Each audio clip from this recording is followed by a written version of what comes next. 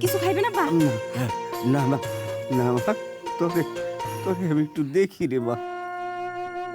জানো বাবু, আজকে তোমাকে না অনেক সুন্দর লাগছে। তোমাকেও।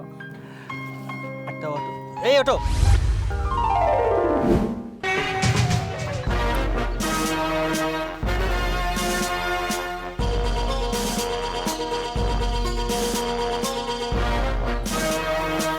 তুমি তোর এত বড় সাহস, তুই আমার নাম ধরে ডাকছিস আর আমার গায়ে হাত দিয়েছিস? এই মেয়ে, তুমি ওকে নাম ধরে ডাকছো কেন? সূর্য, ও তোমাকে চিনে নাকি? আরে না, এসব ওকিনি ফকিনি আমি কিভাবে চিনবো? ও চালা একটা অটো, ওকে আমি চিনবো কি করে? হ্যাঁ ম্যাডাম, স্যারে ঠিক কথাই কইছে। স্যারেও আমারে চিনে না, আমিও স্যারের চিনি না। তাই জানেন, স্যারের মতন হুবাহু দেখতে আমার একটা ভালোবাসার মানুষ, যারে আমি ভালোবাসা বিয়ে করছিলাম, ও না আমারে অনেক ভালোবাসতো। আমারে কত রঙিন স্বপ্ন দেখাইছে। একদিন আমারে কইল সে নাকি বিদেশ যাইব, বিদেশ যাইয়া অনেক কারি কারি টাকা ইনকাম করব। আমি আমার ভালোবাসার মানুষের তার বাপের বাড়ির জায়গা সম্পত্তি সবকিছু বেচা শুধুমাত্র তার স্বপ্নটা পূরণ করার লাইগা আমি তার বিদেশ পাঠাই। বিদেশ গেছে সে ঠিকই, কারি কারি টাকাও ইনকাম করে, কিন্তু সেই টাকা খাওয়ার মতো কপাল আমার ঘরে নাই। সে এখন অনেক টাকা ইনকাম করে, অনেক বড় হইছে, কিন্তু আমার ঘরে চিনে না। আমার শ্বশুর বিছানায় পড়া, তার চিকিৎসা করার জন্য অনেক টাকা লাগে, তারে খাওয়ান লাগে ভালো মন্দ, কিন্তু আমি টাকা কোথায় পাবো? মায়া মানুষ, আমারে তো কেউ কাম কাজ দিতে চায় না। এই জন্য তার খাওয়ান জোগাড় করার লাইগা, তার ওষুধ জোগাড় করার লাইগা আমি এই যে দেখতেছেন রিক্সা, মায়া মানুষের রিক্সা চালাই। আর অথচ আমার ভালোবাসার মানুষ, আমার স্বামী, ওই পাষাণ মানুষটা ওই বিদেশের মাটিতে অনেক ভালো আছে, আমাকে কথা চিন্তা করে না। এই জন্য যখন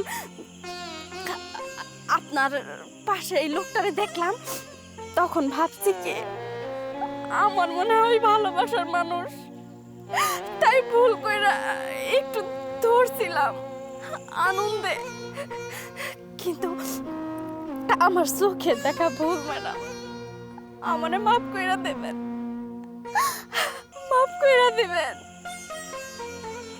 দাঁড়াও, বাবা অসুস্থ মানে? কি হয়েছে বাবার? সেইটা জানি না, আপনি কি করবেন? আপনি তো আমাকে আপনজন না, আপনি একটা পর মানুষ, আপনার কাছে কয়ে তো আমার কোনো লাভ নাই।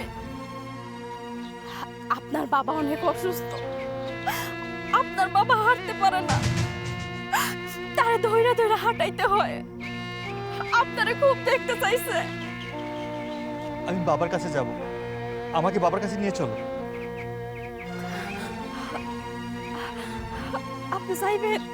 হ্যাঁ হ্যাঁ, আমি যাব। আসেন আমার সঙ্গে। চলো।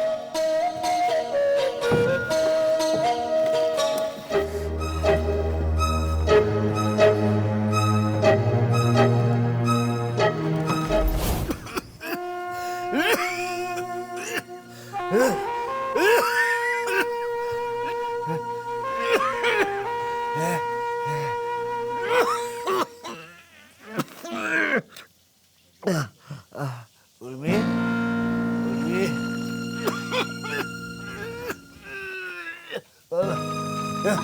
মা, আব্বা, আব্বা, আব্বা, কি হয়েছে?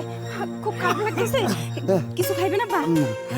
না মা, না মা, তোকে তোকে আমি একটু দেখি রে মা। আমার মনে আর সময় নাই।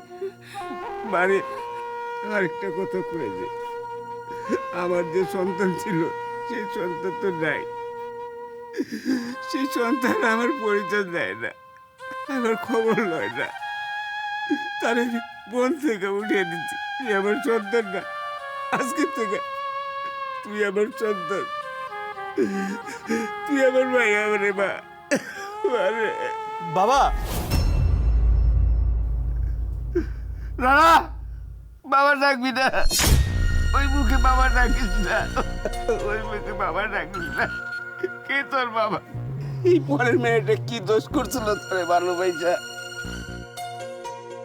সে আমার খেদমত করে, আমার সেবা করে, আমার ওষুধের ব্যবস্থা করে, আমার আমার 3 বেলা খাবারের ব্যবস্থা করে, যেটা নাকি তোর করার কথা বাবা তুই করিস না।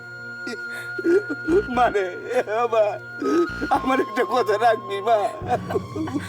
আব্বা আপনি শান্ত হন, কি করবেন কোন আমারে? মানে আমি যদি বইরা যাই, তাহলে আমার এই কুলঙ্গ সন্তান যাতে আমার কবরে মাটি না দিতে আসে মা,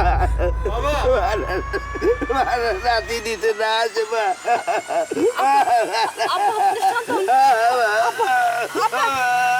আব্বা কি হয়েছে?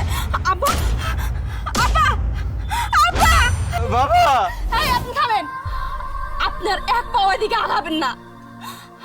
আমার আব্বা কি কইছে শোনেন নাই? আপনি আমার আব্বারে ছুবেন না, আপনি আমার আব্বারে মাইরে ফেলাইছেন।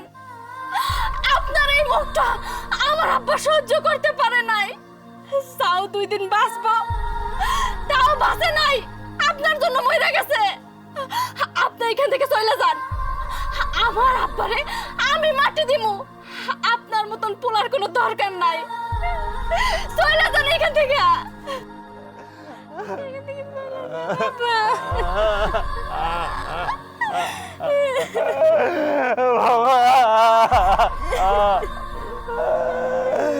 বাবা তুমি কি বলে গেলা? আমি তোমার সন্তান হইয়া তোমার কবরে মাটি দিতে পারো না বাবা। এর চেয়ে বড় শাস্তি আর সন্তানের জন্য কি হইতে পারে বাবা? তুমি আমার এত বড় শাস্তি দিতে পারলা বাবা? বাবা তুমি আমার এত বড় শাস্তি দিতে পারলা? কি হলো এখন এখানে বসে আছেন কে? এখান থেকে চলে যান, তাড়াতাড়ি চলে যান এখান থেকে। আপনি যতক্ষণ এখানে থাকবেন আমার আব্বার আত্মা ততই কষ্ট পাবো। আপনি এখান থেকে চলে যান।